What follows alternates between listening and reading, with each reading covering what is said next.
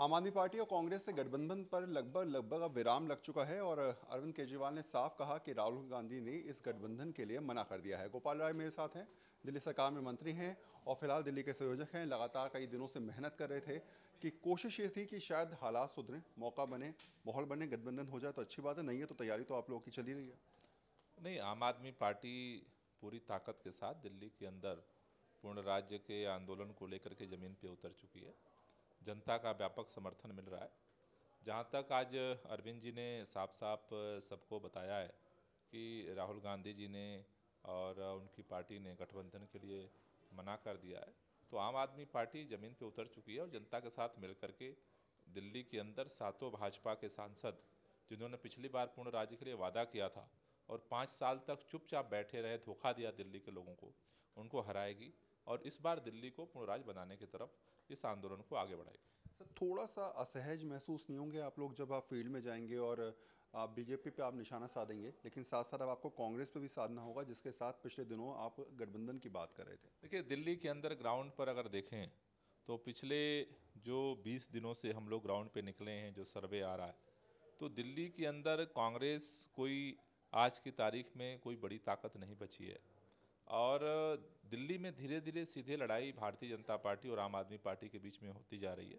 और मेरे ख्याल से जनता, पूरे देश के अंदर जो माहौल है कि भारतीय जनता पार्टी जिस तरह की तानाशाहीपूर्ण राजनीति रही है, जिस तरह से दिल्ली के लोगों के खास तौर से 4 साल से परेशान किया गया है, हर काम को दिल्ली वालों के लिए रोका गया है, उससे दिल्ली के लोग एक तरफा जो है वो भारतीय जनता पार्टी को सबक सिखाने के लिए आम आदमी पार्टी के साथ चुनाव के साथ खड़े हो रहे हैं। कांग्रेस के वोट बैंक जो रहा है, काफ़ी कमी आई है उसके अंदर।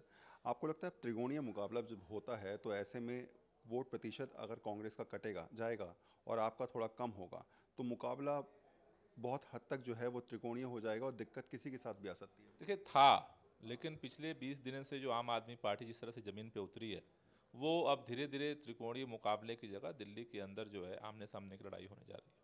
आखिरी सवाल मेरा ये है कि अब हम मान के चलें कि गठबंधन की कोई बातचीत नहीं होने वाली, आप लोगों की तरफ से भी और उन लोगों की तरफ से औपचारिक तौर पे मना है या फिर कुछ उम्मीद अभी भी बाकी है? पीसी चाको कह रहे हैं शायद अभी भी कुछ चीज़ें ऐसी हैं जो हो सकता है कि आने वाले टाइम में सामने निकल सकती शायद पीसी चाको जी भी ये कहते कहते थक गए होंगे। मेरे ख्याल से अ, अगर करना होता तो कोई भी पार्टी इतना लेट नहीं करती।